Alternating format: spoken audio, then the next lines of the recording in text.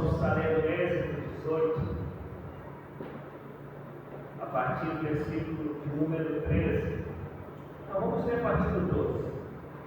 Do 12, Êxodo, capítulo 18, a partir do verso de número 12. Meu desejo hoje é falar sobre estudos largos, estudos bíblicos, células, o nome que quiserem dar, mas eu quero trazer biblicamente como isso é ensinamento da parte de Deus, isso a gente acompanha na caminhada da igreja. A gente vive hoje como se tivesse descoberto a roda, né? Esse estudo dos lares, como se fosse algo novo que acharam aí através do LDA, do G12, entre tantas outras siglas que eu poderia estar citando aqui, mas que não convém.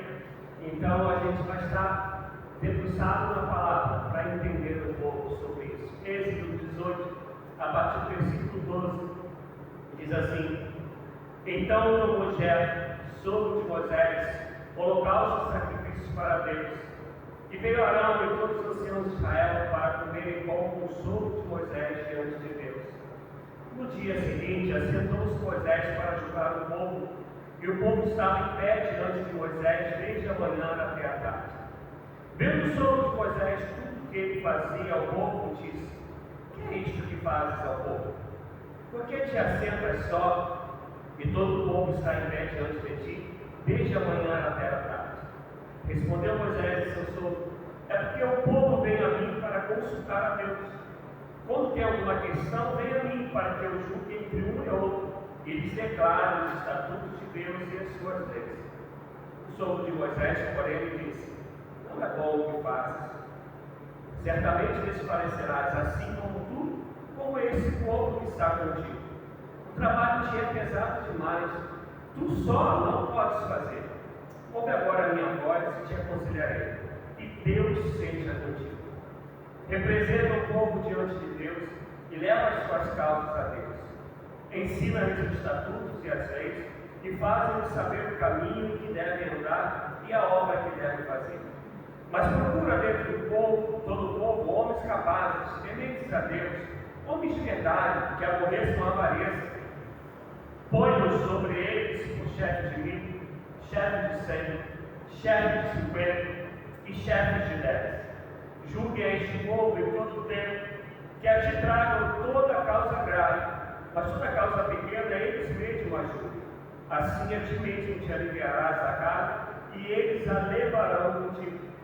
Se isto fizeres, e Deus assim ordenar, poderás suportar a tensão, e também todo este povo irá em paz para o seu lugar.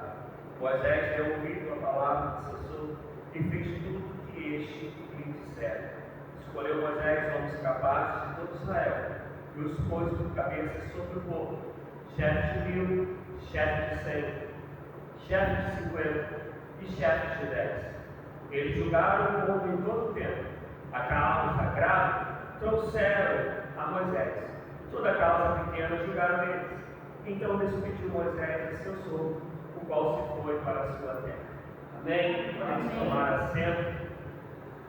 Amados, essa passagem, ela óbvio dentro do que aquilo que a gente diz aí sobre células, estudo nos lares, estudo bíblico nas casas. Eu, quando era novo, adolescente, lá com uns 13, 14 anos, ainda frequentando a igreja católica, havia na casa da irmã Celeste uma reunião que eles chamavam de círculo bíblico, e eles faziam isso. A irmã Celeste era responsável pelo estudo, e ali estudávamos, eu não lembro, confesso que eu não lembro do que, mas era para estudar a Bíblia. Estou falando, né, quando eu tinha 13, 14 anos, né? Estou com 52, então tem um tempinho aí atrás, mas já existia isso, falando da igreja católica. Essa casa que se abria em bairros diferentes, ou às vezes em ruas diferentes do mesmo subbairro, dependendo da população, para que esse lugar fosse um lugar de oração, de estudo da palavra, de compartilhamento dos seus problemas. E isso, repito, quando eu tinha 14 anos e falando da igreja católica, e há pouco tempo, né, mais ou menos uns 20 anos ou um pouco menos, a igreja evangélica começou com a grande descoberta, né, as células. E essas células, e aí é a minha opinião, a meu ver, elas trouxeram mais problemas do que soluções, e não por causa das células, não por causa do estudo, mas sim do processo que fizeram. E como eu disse, eu não vou entrar aqui nas explicações do que é uma G12, do que é um MTA, senão eu teria que ficar um bom tempo explicando para vocês sobre isso. Mas são organizações, digamos, dentro de foi um movimento, ou são ainda movimentos, que vieram como a célula sendo a grande descoberta. Só que a maior parte deles faziam assim: a gente vai criar 12, criar no sentido de capacitar, preparar 12. Esses 12 vão ser responsáveis por células, e esses 12 têm que produzir 12. E depois desses 12 tem tanto tempo para produzir 12. Isso no MBA, isso no G12. E quem conhece esse esquema quando a gente fala da parte financeira, isso se chama pirâmide. E pirâmide é crime. E inclusive está aí um dos 3 mídias, né, nos dias atuais, sofrendo um processo de propaganda que eles fizeram, que alguns estão querendo caracterizar como pirâmide. Então isso é crime, eles estão aí se defendendo para provar que não era um trabalho piramidal. O que é a pirâmide? A pirâmide, eu chamo a economia para trabalhar no qualquer processo que seja, mas eu dou um prazo para ela, que ela tem que produzir tanto, para receber tanto. E aí ela vai chegar para o irmão Ismael, vou contar a mesma história que eu contei para ela. E aí o irmão Ismael vai ter que também ter um prazo para produzir tanto, para alcançar tanto, e assim vai. E na verdade, não há uma produção real. É apenas um negócio que vai se esticando, e quem está aqui em cima vai sempre colocando dinheirinho no bolso, porque eu estou fazendo a Ivalinha trabalhar para mim, buscar pessoas para mim, irmão ela fez Ismael está fazendo a Rita e a Marisete, assim vai. E a pessoa, na verdade, ela só está explorando algo em relação ao outro e que não coloca nada no bolso. Aí talvez você diga, mas pastor, e a parte econômica? Quando a gente fala de célula, a gente está falando de pessoas.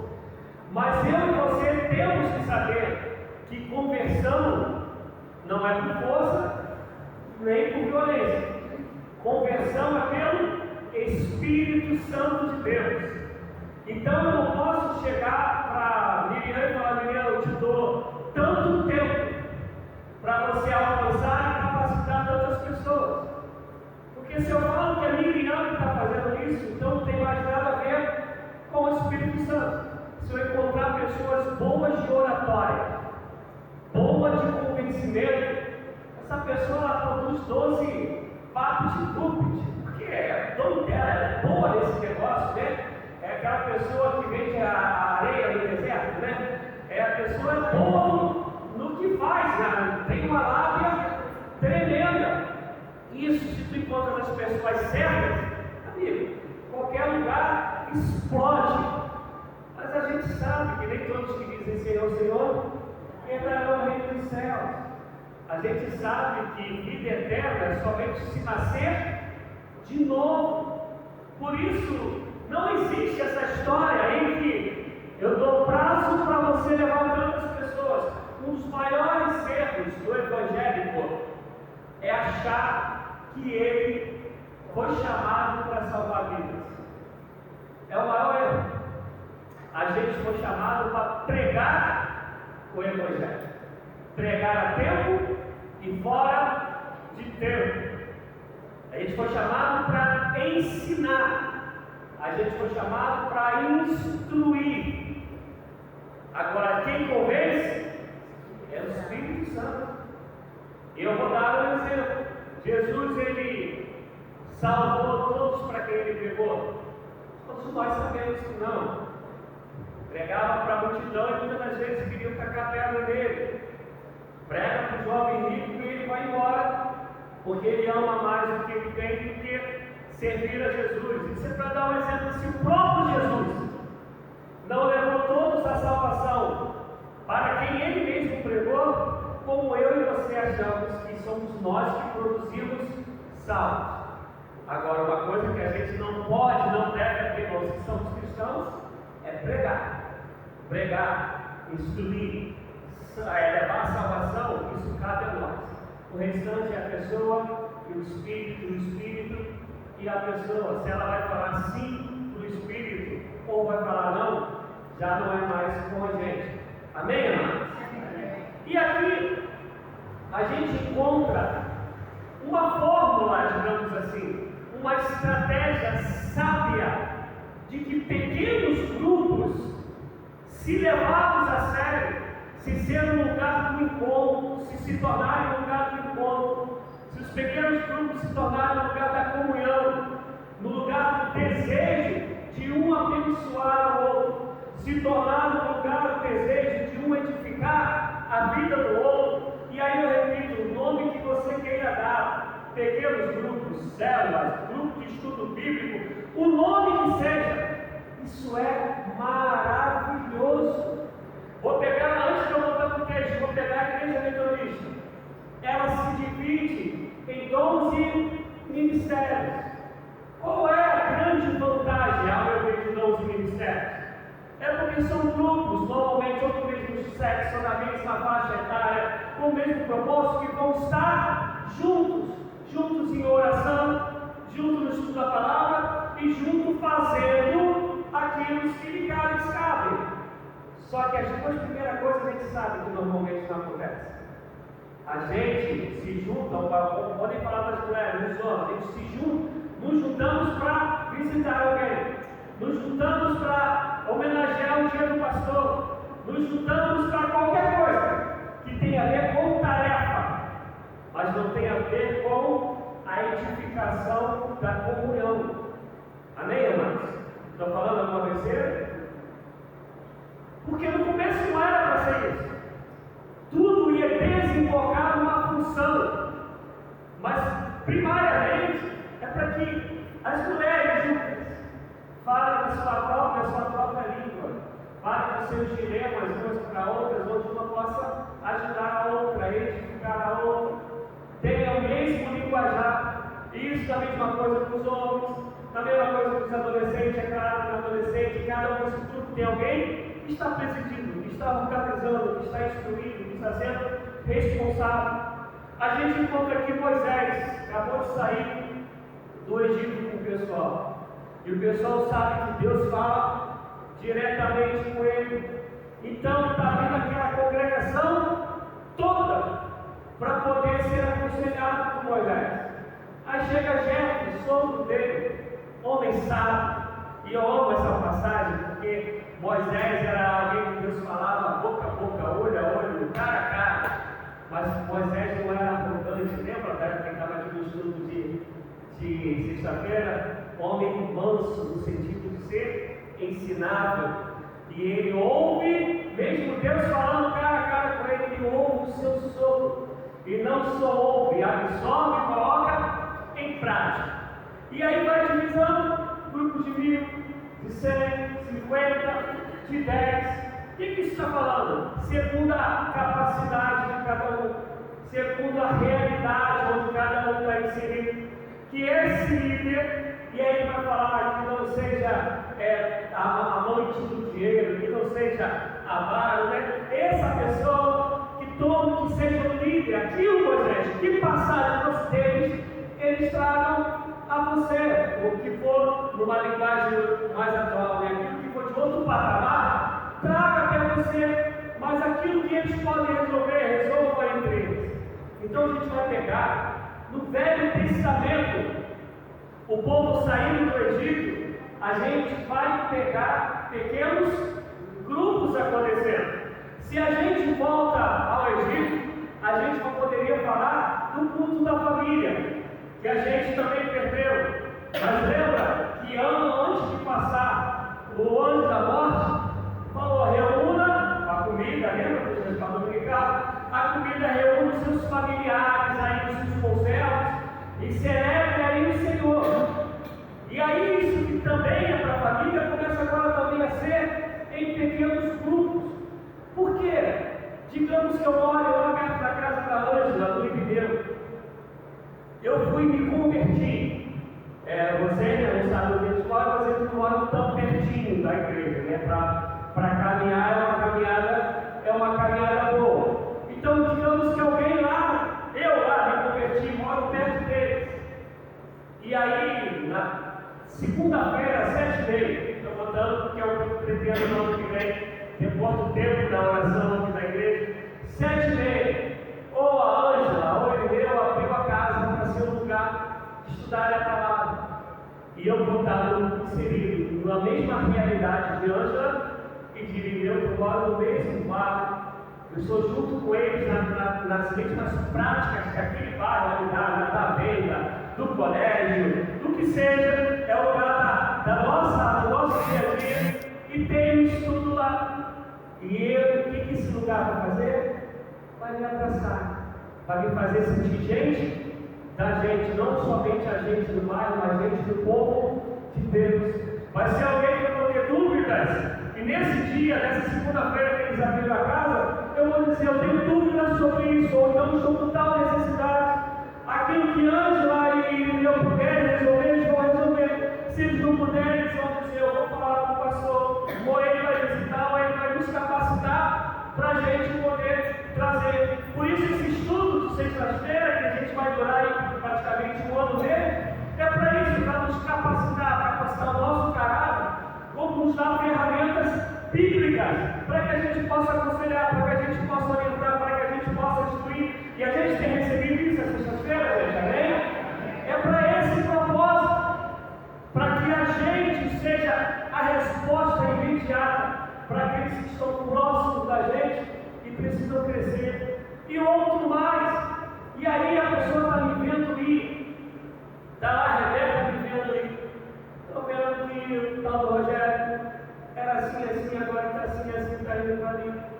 E aí eu chego para a Rebeca: vamos lá, na casa lá, da Ângela do Ribeiro, é uma casa tranquilinha, o pessoal recebe, tem um cafezinho, é um bate-papo, eles oram com a gente, vamos lá.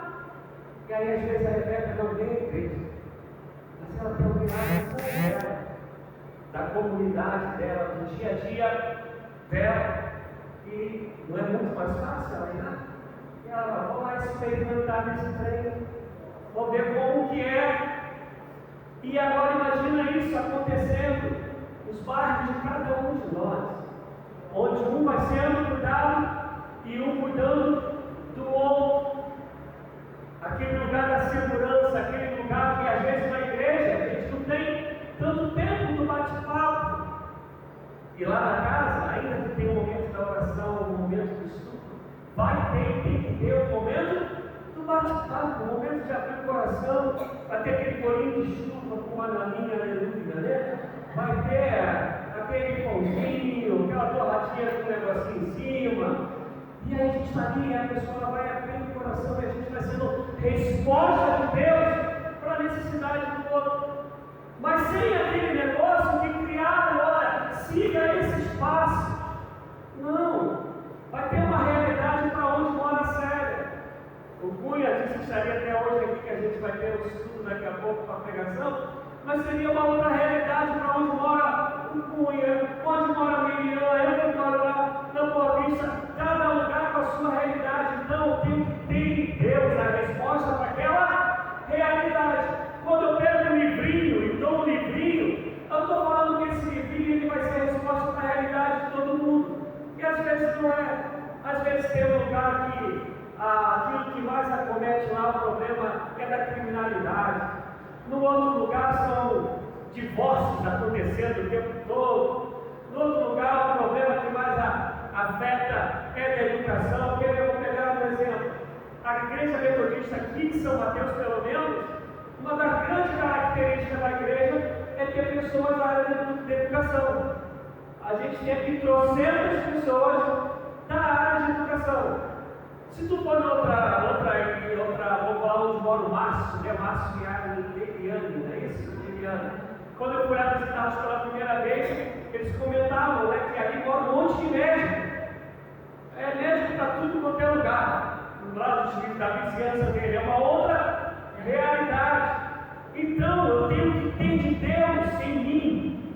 Por isso, repito, o estudo das sextas-feiras é com esse objetivo, para que eu possa ajudar um ou outro dentro da realidade onde eu estou inserido.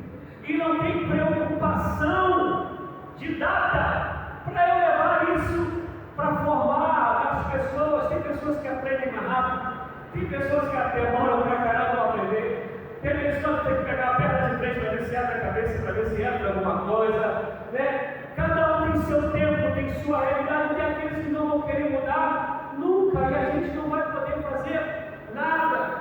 E ainda partindo sempre do princípio que quem convence o homem do pecado, da justiça e do juízo é o Espírito Santo. Nós somos tão somente canais.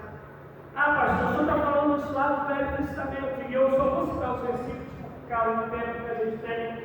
Mas quando a gente vai pegar os versículos mais conhecidos, que é o de Atos 2, a partir do versículo 41, se não me engano, vai falar lá que eles se reuniam nas casas, todos os dias. Lá o negócio era mais bravo, né? Eram todos os dias, no ensino da palavra, nas orações e no partir do pão. A gente vai pegar em 1 Coríntios 16, versículo, se eu não me engano, 15 ou 19, ou 15 ou 19, vai estar dizendo da igreja que se reunia na casa de Áquila e de Priscila. Era uma igreja que se reunia na casa. Tu vai pegar Filemão, capítulo 1, versículo 2, vai dizer que a igreja que se reunia na casa de Áquico. Presta atenção, sempre nas casas. Colossenses 4 vai falar da igreja que se reúne na casa. Ao tempo todo a Bíblia falando que quando ele escreve a igreja de Roma, Paulo, quando escreve a carta a Roma, a igreja de Roma, ele está escrevendo a igreja toda. Mas quando a gente vai lá para Roma, para capítulo 16 da carta de Paulo aos Romanos, ele vai falar de igreja reunida na casa das pessoas. Preste atenção, ele está falando da igreja toda de Roma, a carta é para a igreja toda. Mas quando ele está saudando, ele está se despedindo, ele fala de igrejas que se reuniam na casa das pessoas em Roma. É como se ele dissesse para a igreja de São Mateus essa carta. E no final ele dizia: eu quero agradecer a Deus pela igreja que se reúne na casa da irmã assim, na casa da Alessandra, na casa de Isaías. Eu agradeço a Deus porque a Ângela tem feito um trabalho tremendo na igreja que se reúne na sua casa. Mas ele começa falando da igreja de São Mateus, mas ele fala de igrejas reunidas nas casas. Isso, amado, não tem a ver com pirâmide. Ninguém aqui tem uma meta que tem que bater no final do ano. Eu sou pastor da igreja metodista. E o que eu vou falar aqui, já falei em algumas pregações, já falei diretamente para a SD. Uma das coisas que mais me arrebenta na igreja metodista é quando tem aquele relatório do pastor que a cada 2 anos ele tem, todo final do dia ele tem que falar quanto que ele batizou, quantos que ele recebeu, o que ele fez. O interessante que o que eu vou falar agora, eu falei de frente para um SD. Jesus Cristo teve um ministério de 3 anos. Amém? Pregou para uma multidão, mas caminhou com 12. Desses 12, um traiu e um negou. E aí, chegam 3 anos, e Jesus tem que dar um relatório. Jesus escreva aqui o relatório. Imagina, Jesus vai falar: olha, Eu cheguei até aqui com 12, mas no finalzinho, um me traiu 3 vezes, inclusive, e um me negou. Imagina, Jesus apresentando um relatório de 3 anos. E aí eu dizer para ele: então, Jesus, o Senhor, se você não ensinou direito, faltou didática no teu ensino. Jesus ia dizer: não. Inclusive, eu cheguei a ouvir que ninguém ensinava como eu ensino. Não é possível. Então não teve poder na tua caminhada. Não, olha, cego viu, morto ressuscitou, leproso foi curado, tudo isso aconteceu. Jesus, então você não caminhou muito tempo com ele, você não esteve próximo a ele. Não, a gente acordava e dormia junto, a gente comia junto, a gente andava junto. Mas Jesus, não é possível, em 3 anos, você chegar no final, na verdade, com 10,5, botando tempo com meio. Se tem alguma coisa errada, você vai ficar em um cantinho para reciclagem. Seria ou não seria assim, se Jesus chegasse com isso? Só que os 12, e depois entra Paulo na história, fizeram com que a gente pudesse estarmos aqui, reunidos, falando que só Jesus Cristo é o caminho, a verdade e a vida. Ele é o Cordeiro de Deus que tira o pecado do mundo. Sabe por quê, amados? Nós somos chamados para realizar o que Deus nos chamou para realizar. O que passar disso é procedência maligna. Quem faz o restante é Jesus. É o Espírito, não tem a ver com a gente. A minha parte eu tenho que fazer. O que tu tens na mão? É uma vara? Toca! Mas para a vara que abriu o mar? Não, abriu o sopro do Senhor que abriu e Moisés passou. Mas tem uma parte que cada Moisés quer tocar. Tem a parte que cada homem, quando Jesus vai ressuscitar Lázaro, depois de 4 dias morto, tem uma pedra de 1 a 2 toneladas, que aquele que criou os céus e a terra pode falar para a pedra: desapareça. Mas ele chega para o homem e fala: tira a pedra, porque ao homem cabe tirar a pedra. Fazendo o milagre da ressurreição, cabe a Jesus. Lázaro, venha para fora. O que é do homem para o homem fazer, o que é para eu e você fazermos, nós temos que fazer. O que é para Jesus fazer é com ele. Não se meta naquilo que é para ele fazer. Jesus não precisa de jeitinho brasileiro. Todo poder, todo domínio pertence a ele. Agora, a mim e a você, cabe a gente se preocupar com o outro. Cabe a gente buscar ferramentas espirituais, bíblicas, para a gente poder ser resposta de Deus na vida do outro. Lá em casa eu não sei se eu vou conseguir, mas espero conseguir. Já falei lá para casa, eu quero 1 a 2 vezes por mês, pelo menos, ao sábado, no finalzinho da tarde, assim, umas 4 horas, a gente botar lá o carrão do teatro lá fora, ligar lá a caixinha de som, a gente fazer o culto que é da família, a gente fazer lá na calçada. Ficar lá meia hora, 40 minutos, canta, dá uma palavra, 10, 15 minutos, ora para o povo e o restante, Papai do Céu, que vai fazer. A minha parte e da minha família, eu estou orando para que a gente faça. Mas o restante é com o Senhor. Mas a gente não pode abrir mão daquilo que a gente foi chamado para ser e para fazer. Por isso eu falo, sempre é um lamento meu, isso é lamento meu, de tu ensinar o que é certo.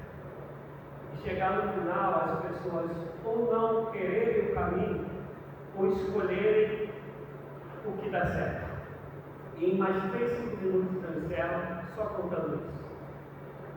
Vocês que têm vindo ao estudo diante de Deus ou diante de mim, tem sido bênção?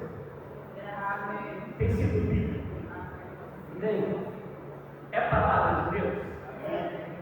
E eu já tive experiência de ensinar isso em igrejas. E há estudos que muitas vezes enchiam para caramba.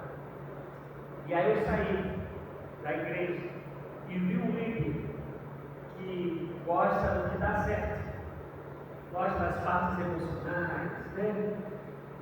aquilo que eu tinha ensinado parecia que, enquanto eu estava lá, era assim, era bênção, era a palavra de Deus, era bem, parece que depois que eu saí, deixou de ser verdade bíblica, deixou de ser palavra de Deus, deixou de ser bênção, porque os caminhos tomados foram outros.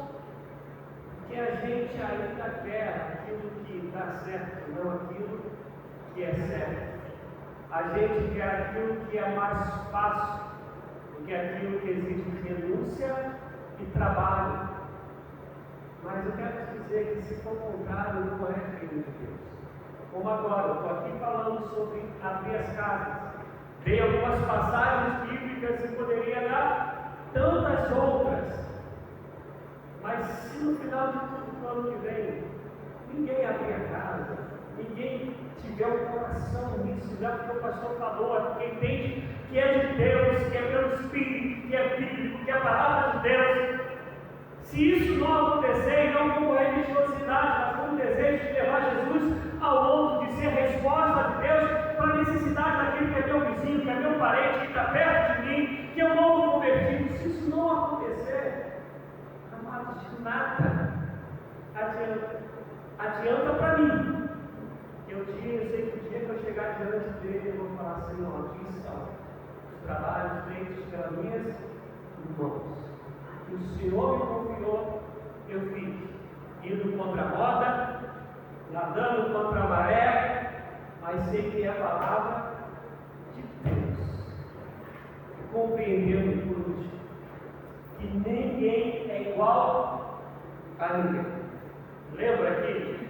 Chefes de 1000, chefes de 100, chefes de 50, chefes de 10, todos líderes, todos capacitados pelo Senhor, porque quem conhece a história sabe que foi buscado homens cheios do Espírito Santo, todos, mas cada um para fazer aquilo que Deus confiou a eles. Deu talento a um, deu 2 talentos a outro, deu 5 talentos a outro, tudo bem de Deus, mas segundo a proporção que Deus entendeu que aprove a ele, assim dá cada um. Amém?